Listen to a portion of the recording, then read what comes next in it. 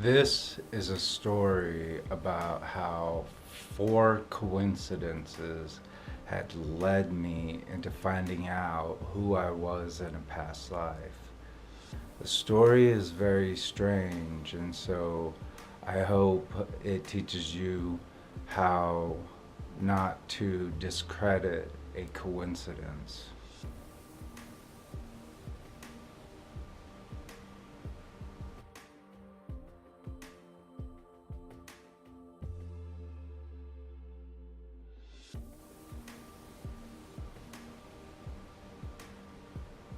My first coincidence happened when I was in the eighth grade, going into the ninth grade. I was living in McDonald, Pennsylvania, and I was going to Fort Terry High School, and so I was exiting out of middle school into um, high school. Well, as a freshman, um, that's when in America you usually begin to start taking language courses. And I had the option of taking German, Spanish, Russian, or Japanese. Something inside me told me that I should embark and take the Japanese because it would be a very easy course for me to ace. Given the fact that, I'm half Asian and from Korea, the Korean language is unintelligible to the Japanese language, and the Japanese language is unintelligible to the Korean language. But something within me told me that I had to um, take the Japanese. And with my father there and the guidance counselor there, they were trying to tell me not to take it. But something inside me said, I wanted to take the Japanese. I could really ace it. And they were telling me, oh, it's going to be too hard. Well, I took the course and I aced it with an A. So that led me to want to continue taking Japanese, but my family decided to move to Salina, Kansas. And when we got to Salina, Kansas, it was not until my senior year where I met this girl. And she invited me to a place called the Renaissance Festival that was held in Kansas City each year. And so I accepted the invitation. And so we drive from Salina, which is like a 3.5 hour drive to Kansas City. And then we go to this thing called the Renaissance Festival, which is actually a medieval festival, but the name Renaissance Festival has more of a charm. Well, we're walking around. Now, this is my senior year of high school, and we're walking around the Renaissance Festival, and then we come across these booths where psychics are offering readings. Well, we see one where the lady is offering a reading for $1, and she had a really long line. So me and this girl went ahead and stood in the line, and we waited for a little bit, and when it was our turn, before we could even um, sit down or ask her a question or pay her, she said to me, "You were from Japan in your past life." And it was around the medieval period, and you were a monk and an assassin or a lone assassin of some type. And I kind of credited this, but I asked her if I should pay her for that, and she said no, but she had to tell me that in my past life I was this Japanese monk. And so I kind of brushed it off, didn't think much of it. And I just kind of thought, oh well, it's not of much importance. And that was that of the first instance of finding out who I was in a past life.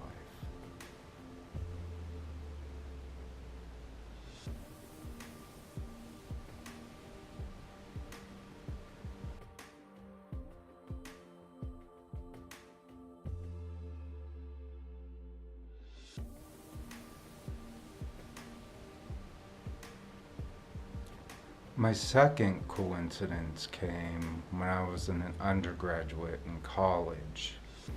And I went to this shop, and it was called something like Gaia's Garden. It was kind of a new agey shop, a head shop, a mystical shop, what have you. It had certain herbs and artist stuff, and so I don't know. It was like a mercantile of some sort for artists and people into witchcraft. Well, one day I walk into this shop because there's not much that was really flourishing in my town at that time. It was like the early 2000s, and it was just kind of like I needed a place to kind of go, and that was kind of a very therapeutic place. Anyways, I met this one person at the shop, and she told me she did past life regressions. Now, this is the second coincidence that I had regarding past life regressions now, because this lady she said she would offer me a past life regression exercise for free, and I accepted. So we went up into the loft area of this shop, and she told me to sit down in a comfortable chair.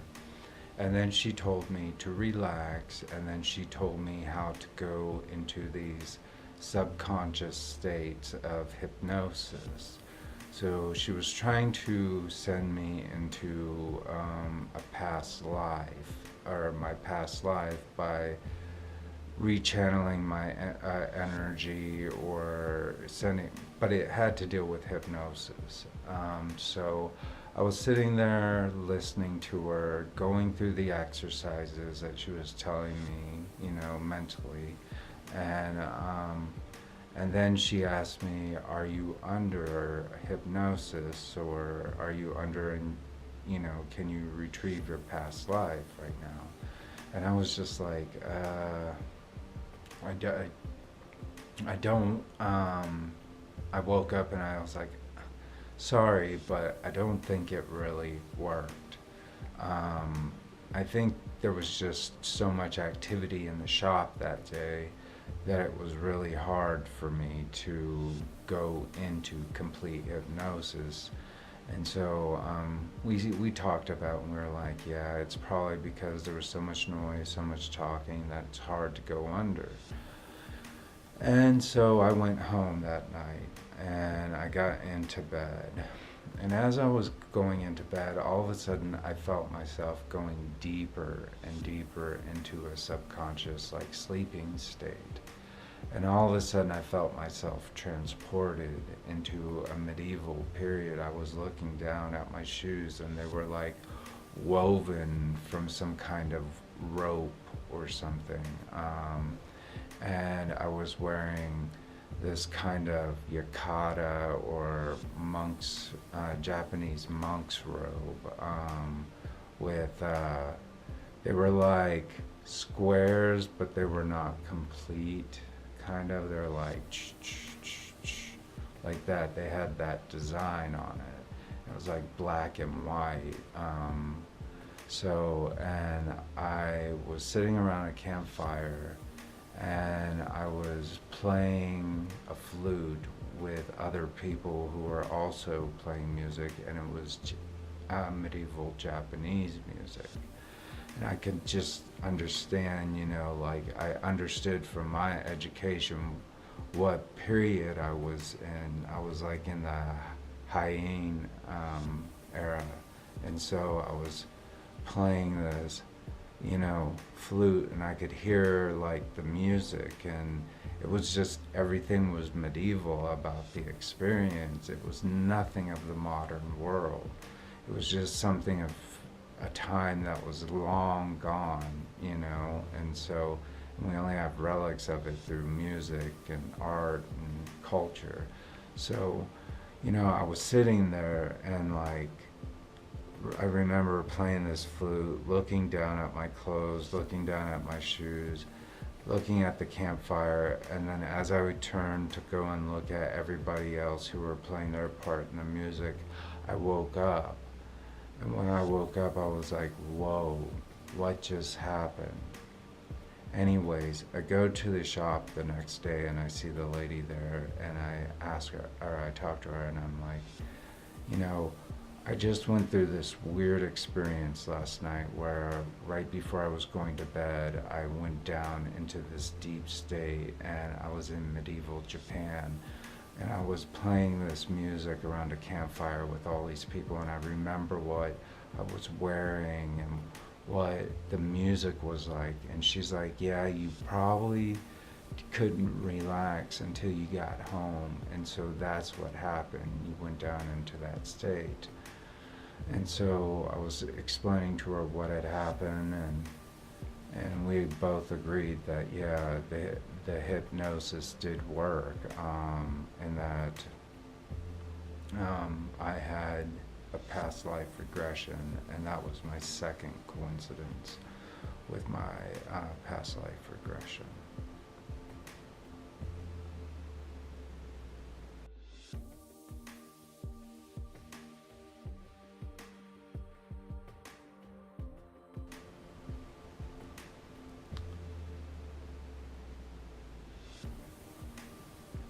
My third coincidence was a little more lost in translation. It was my senior year, or I had just graduated from college, and my mother and my aunt had bought me a ticket to go to South Korea with them that year to be introduced to the family there. And while we were there, one of my youngest aunt asked if we wanted to go and meet a psychic medium. Now, in Korea, if you see anything like a swastika with dots, um, in it, then that's where the psychic mediums exist. So she asked if we wanted to go and see this psychic, and I agreed. I was like, yeah, this would be great. We went to the psychic, and I didn't understand a damn word that was said, actually, because my mother was talking to the psychic the whole entire time, and I couldn't translate it because I didn't understand any of the words in Korean. Then, by the time we were out of there, my mom, and my youngest aunt, they all asked me if I wanted to go to Japan. And I said, yeah, I would love to go to Japan. I've never, this is once in a lifetime thing. So they sent me to Japan. And all I really could explain to you was that I was at home, spiritually.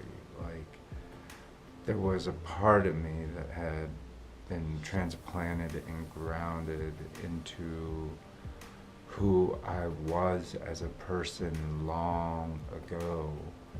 And while I was walking up Mount Fuji, I heard this weird sound, like this enormous grumbling of the mountain, and it's like it talked to me and said, like, you are back, or something like that, but in its own language. It was really odd, and the whole experience of being in Japan became more of who I was, because I was always kind of like wandering off. Everywhere I wandered, I kind of understood where I was going, or I knew instinctively where I was and where everything was and how it was. There was just a part of me that just knew that um, who I was long ago, that was my home, but it's no longer my home. So, um, but it was kind of a welcoming experience, aside from like the bed bugs in the hotels and like other things like that, because it's a really overpopulated country. But there was like a part of me, that understood the culture and traditions of the society, and who I could have, what or who I was at that time. So it was something that I couldn't give up. And it was after that psychic's reading is when immediately my youngest aunt, my mother, asked me if I wanted to go to Japan. So we all went to Japan. And I think it was because the psychic had told them I needed to go to Japan. But I kind of felt like I was home at that time, but not really at home anymore. So I don't know. That's how it was at that moment in time. So that was my third coincidence. Going into finding out who I was in a past life. It really touched me somehow, some way. It was a profound experience.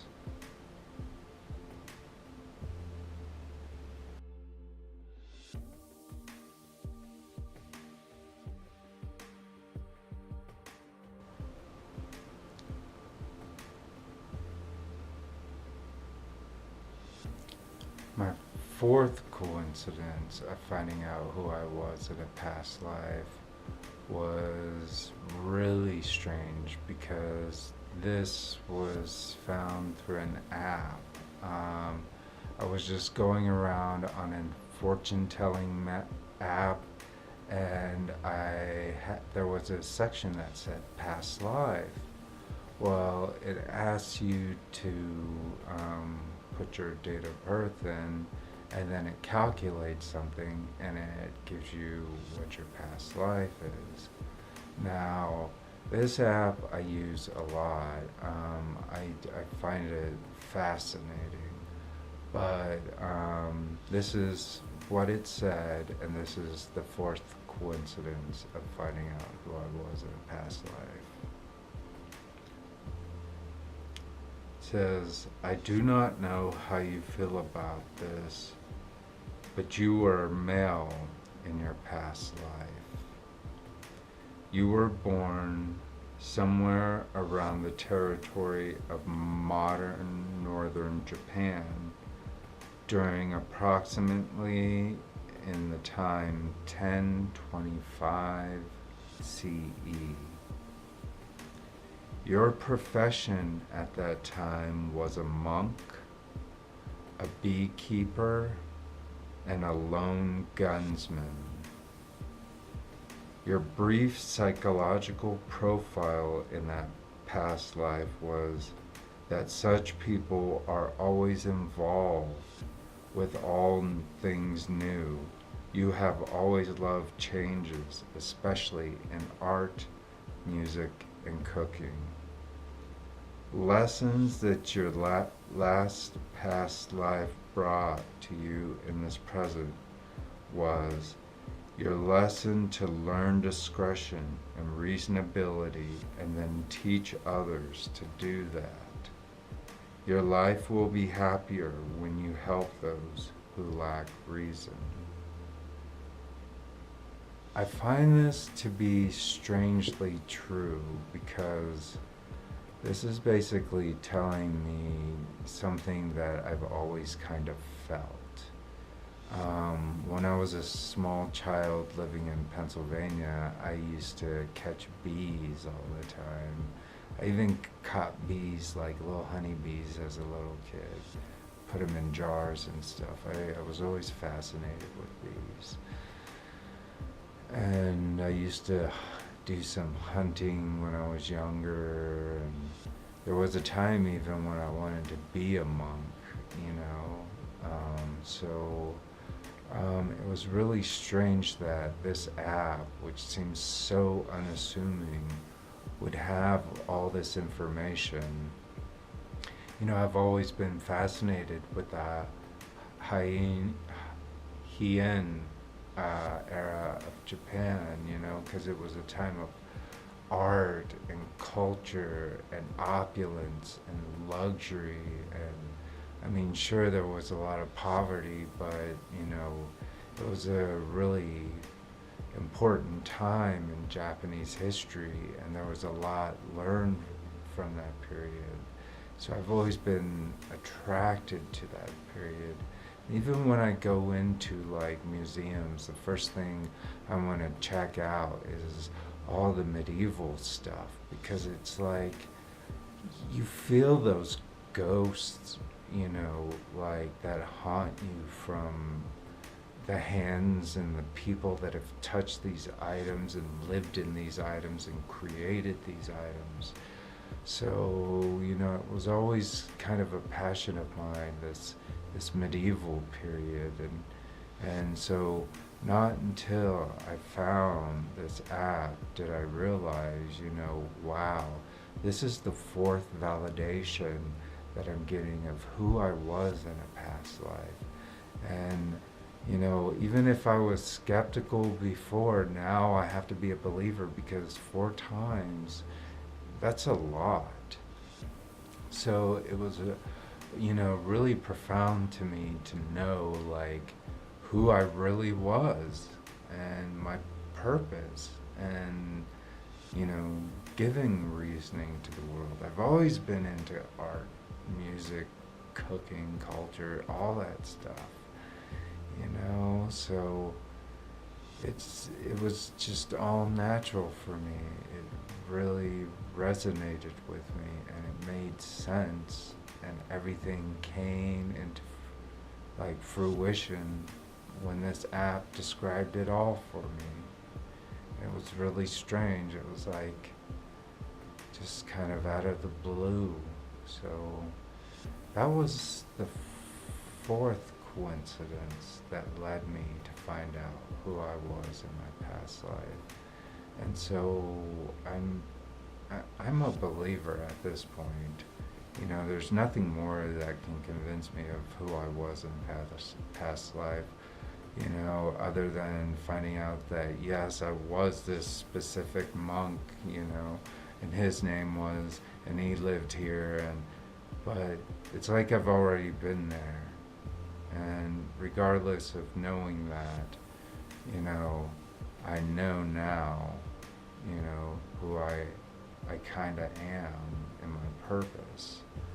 So, you know, I can't live in that moment anymore, but I can always bring those lessons, bring discretion, reasoning into the present life. Where else would it be better than anywhere else than my new home of America now? You know, United States of America. You know, one of the chosen people to be able to live here, you know? So, you know, from that past life, now I'm here to bring those gifts to the world. So, yeah, that was my fourth coincidence, and those were all my coincidences of how I found out who I was in the past life. Never discredit a coincidence. I'm telling you, there is a reason for the sign and purpose of everything. And if it has to tell you 4 times, it will tell you 4 times until it resonates with you. So that's what happened to me.